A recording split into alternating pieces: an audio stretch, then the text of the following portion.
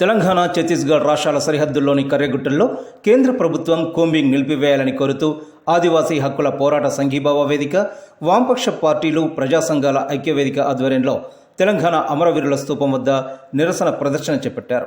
ఈ సందర్భంగా సిపిఎం రాష్ట్ర కార్యదర్శి వర్గ సభ్యులు జులకంటి రంగారెడ్డి మాట్లాడుతూ దండకారణ్యంలో కర్రెగుట్ట ఆపరేషన్ నిలిపివేసి మావోయిస్టులతో శాంతి చర్చలు జరపాలని కేంద్రానికి సూచించారు.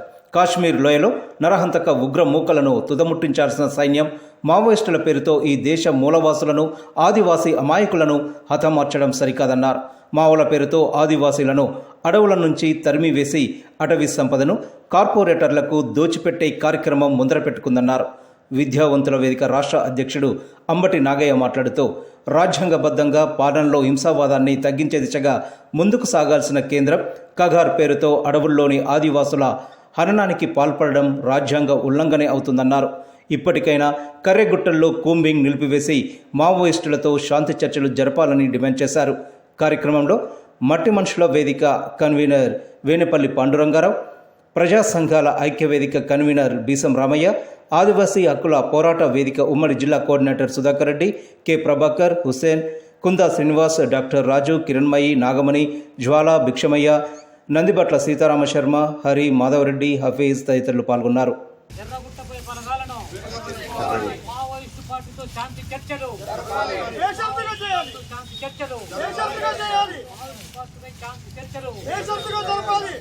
ఆపరేషన్ కగార్ మధ్య భారతంలో ఆదివాసుల నరమేధం, మధ్య భారతంలో ఆదివాసుల నరమేధం, మధ్య భారతంలో ఆదివాసుల నరమేధం, మధ్య భారతంలో ఆదివాసుల నరమేధం. ప్రభుత్వం వెంటనే శాంతి చర్చలు, శాంతి చర్చలు.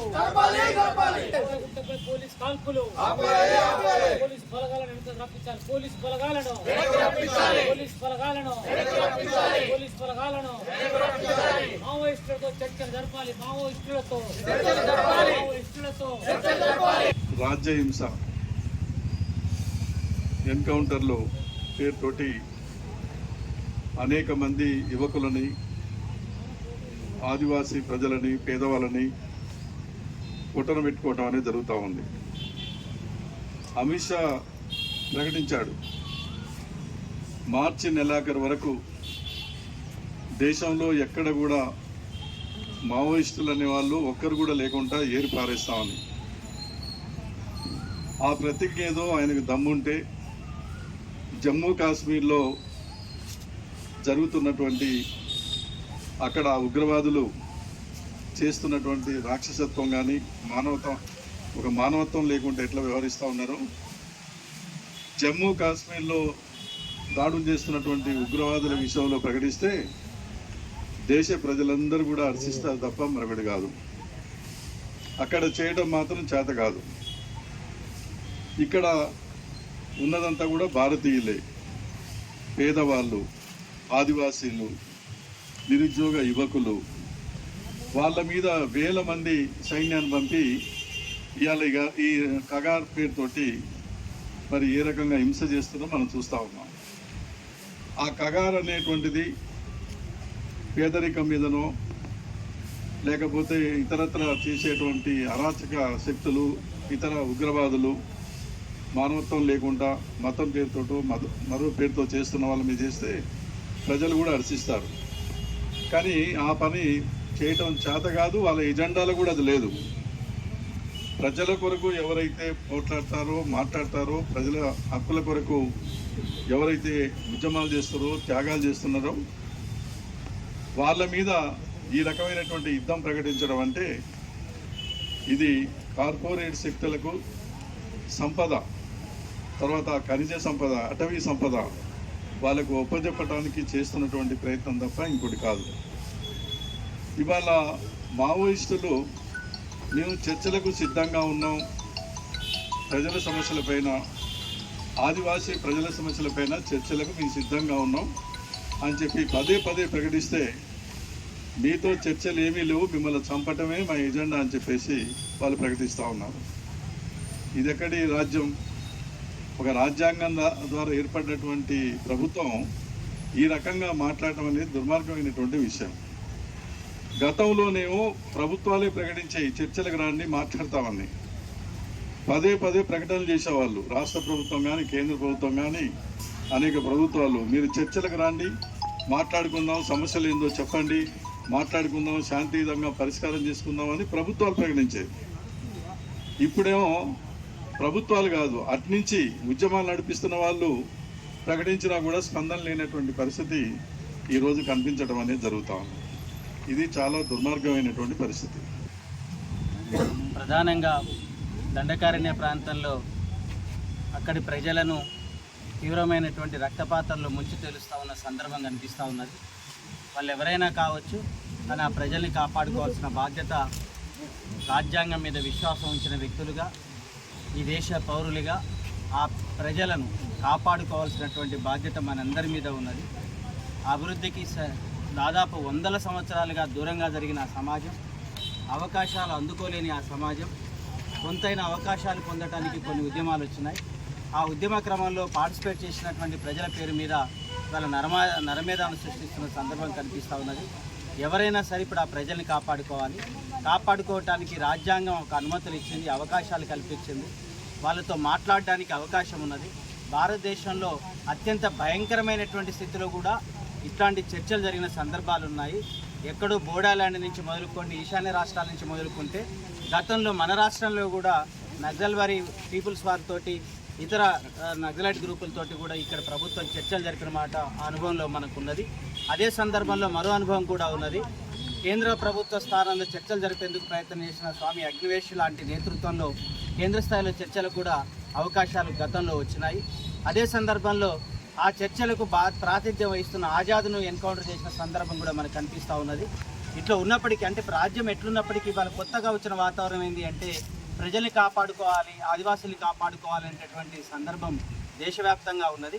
ఈ క్రమంలోనే తిరిగి చర్చల కోసం అందరూ చేస్తున్న సందర్భంలో తిరిగి లక్షలాది మంది మిలిటరీని అక్కడ దించడం, ప్రధానంగా ఇన్నేళ్లుగా ఉన్న అతి విధంగా చెప్పాలి అంటే ఈరోజు బాగా ఈ గత వారం రోజుల సంది కర్రెగుట్టల సాక్షిగా జరుగుతున్నటువంటి వాతావరణం కానీ, కేవలం ఈ కగార్ పేరు మీద ఇప్పటికీ అనేక సందర్భాల్లో జరిగిన ఆపరేషన్ల తర్వాత, అంతిమ ఆపరేషన్ పేరు పెట్టిన కగార్ తర్వాత 400 మందికి పైగా చనిపోతే అందులో మహిళలే సింహభాగంలో ఉండడం ఎక్కడ ఆలోచించాలి అంటే 6 నెలల పాప నుంచి ఇవాళ ఈ స్థితిలో ఉన్నటువంటి వ్యక్తులు చనిపోతూ ఉన్నారు. కాబట్టి ఈ ప్రజల్ని కాపాడుకోవాలి, ఇందుకు చర్చలు శరణ్యము, ఇందుకు కాపాడుకోవాలి.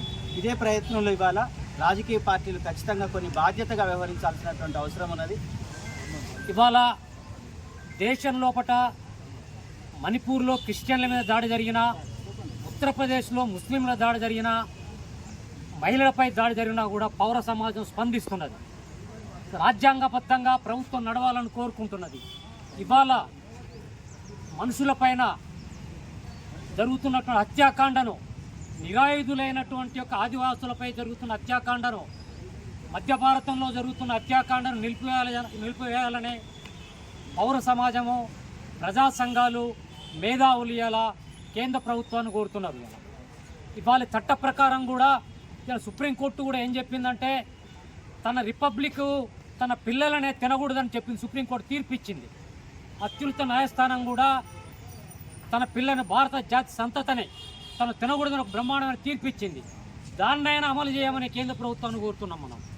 ఇవాళ మావోయిస్ట్ పార్టీ కూడా ఒక స్టేట్మెంట్ ఇచ్చింది. ఇవాళ మేము చర్చలకు సిద్ధం అంటుంది.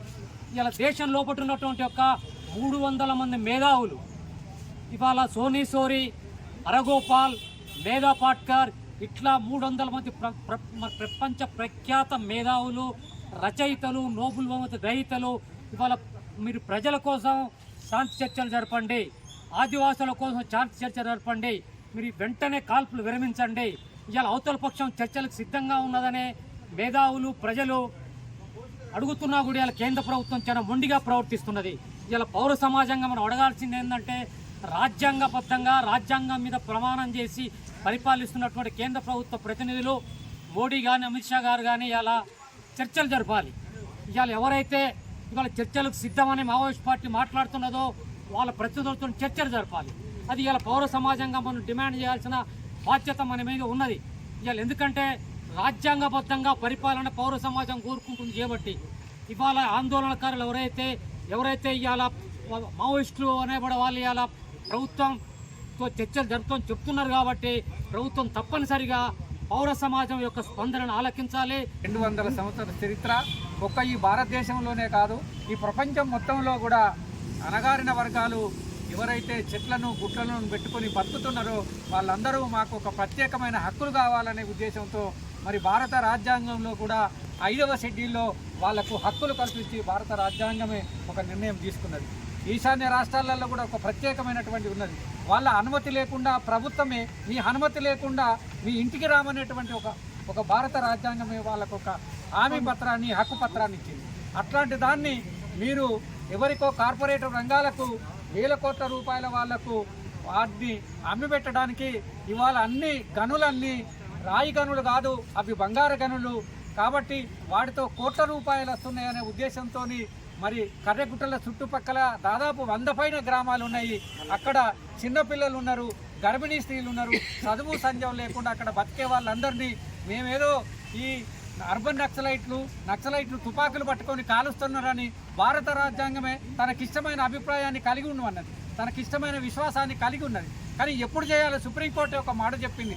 రిపబ్లిక్గా నీ పౌరులను నువ్వు ఎట్లా చెప్తావు అనేటువంటిది రాజ్యాంగం అనేటువంటి ఒక సుప్రీంకోర్టు ఒక మాట చెప్పిన క్రమం లోపల ముఖ్యంగా ఈ బీజేపీ ప్రభుత్వం వచ్చిన తర్వాత సుప్రీంకోర్టు ఏం చెప్పినా అది తప్పు, మీ పార్లమెంటే సుప్రీము, మేమేమి తీసుకుంటే అదే నిర్ణయం అనేటువంటి రీతిలో ఇవాళ పార్లమెంట్లో ఉన్నటువంటి ఈ ద్వయము మోడీ గారు అమిత్ షా గారు వాళ్ళు ఏమి తీసుకుంటే అదే సుప్రీము అనేటువంటి ఒక బాధల్లో ఉన్నది. కానీ అన్ని తీర్పులు కూడా మరి సుప్రీంకోర్టు ఒక్కటే చెప్పింది, భారత రాజ్యాంగం సుప్రీము.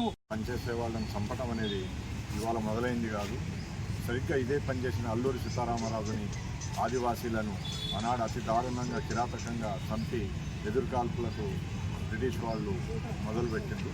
దాన్ని కొనసాగింపుగా తెలంగాణ సాయుధ పోరాటంలోనూ, ఆ తర్వాత వచ్చిన శ్రీకాకుళ గిరిజన పోరాటంలోనూ, ఆ తర్వాత వచ్చిన తెలంగాణ ఉత్తర తెలంగాణ పోరాటం అన్ని ఈ దాకా కొనసాగింది. ఒక ఇంట్లో ఉన్న మంచిర్యాలలో ఒక ఇంట్లో ఉన్న కార్మిక నాయకుడిని అంటే ఆ ఇంట్లోనే ఉన్నాడు, ఆ ఇంట్లో దొరుకుతాడని తెలిసి కూడా ఇంటి చుట్టుముట్టి 1 రోజు 2 రోజులు అట్లా వదిలేస్తే ఆయన బయటకు వస్తాడని తెలిసినా కూడా వందలాది మంది పోలీసులు పెద్ద గ్యాస్ సిలిండర్లను బాంబులతో ఇల్లును తెలిసి చంపి అతి కిరాతకంగా చంపింది. ఆ చంపే సందర్భంలో చాలామంది ముఖ్యమంత్రికి, హోంశాఖ మంత్రికి, అక్కడ ఉన్న స్థానిక నాయకులకు ఎంతమందికి చెప్పినా కూడా వాళ్ళు వినకుండా అతి కిరాతకంగా చంపింది. ఆ చంపకంలో వాళ్ళకుండే కిరాతకత్వము ఎట్లా ఉంటుందో మనం చూస్తాం. మనకి ఇదేం కొత్త విషయం కాదు.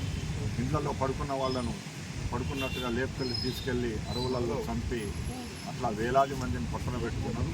ఇవాళ ఇదంతా వద్దు అని చెప్పి పూర్తిగా ఇట్లా రోజుకొకళ్ళను రోజుకిద్దరిని చంపడం ఎందుకని ఉన్న వాళ్ళందరినీ చంపాలనుకుని కేంద్ర ప్రభుత్వం చాలా అత్యంత కిరాతకంగా ఏకంగా విమానాలతో అంటే సహజంగా ఏదైనా ఒక సంఘటన జరిగినప్పుడు ఆ సంఘటన మీద కోపంతో బయలుదేరటం, వెంటాడటం, వేధించడం. ఇప్పుడు ఇవాళ కాశ్మీర్లో జరిగిన సంఘటన ఉంది. ఆ సంఘటన జరిగినప్పుడు ప్రజల నుంచి వచ్చే వ్యతిరేకతతోటి అట్లా దాడులు చేయడం అనేది ఎక్కడైనా జరుగుతుంది. కానీ ఎలాంటి దాదాపుగా ఒక 10 సంవత్సరాలుగా మావోయిస్టుల నుంచి ఎటువంటి కవింపు చర్యలు కానీ ఎలాంటి దుందుడుకు వ్యవహారాలు కానీ ఏవీ లేవు. ఒకవేళ అట్లా ఉన్నప్పటికీ కూడా ప్రజల్ని చంపడం అనేది తప్పు కాదు, అది పోలీసులు కానీ ప్రభుత్వం చేయాల్సిన పని కాదు. ఇవాళ ఇంత దారుణం జరుగుతుంటే ఒకటి వాళ్ళ కిరాతకత్వం ఎంత పెరిగిపోయింది, ప్రజల్లో అంత నిర్లిప్తత వచ్చేసింది. వాళ్ళు మన కోసమే పనిచేస్తున్నారు, మన హక్కుల కోసమే పనిచేస్తున్నారు అనే స్పృహ కూడా లేకుండా వాళ్ళు చనిపోతుంటే మనం ఆ చావులను కూడా పట్టించుకోకుండా ఉండటం అనేది కూడా ఈ సమాజంలో అటు ఒకవైపు పాలకుల కిరాతకత్వం, ప్రజల ఈ నిరాశత్వం కూడా కూడా హాని చేస్తున్నాయి. అడవుల్లో జరుగుతున్నటువంటి కేంద్ర బలగాల గ్రూమింగ్ని వెంటనే ఆపాలని, మావోయిస్టులు స్వచ్ఛందంగా తమకు తాము మేము చర్చలు జరుపుతాం, మేము ఆయుధాలు తాత్కాలికంగా దింపేస్తాం, ఈ చర్చలకు రెడీ అని చెప్పినప్పటికీ కేంద్ర ప్రభుత్వం చాలా దుర్మార్గంగా, అమానుషంగా చంపడమే ఏకైక లక్ష్యంగా ముందుకు పోతున్నది.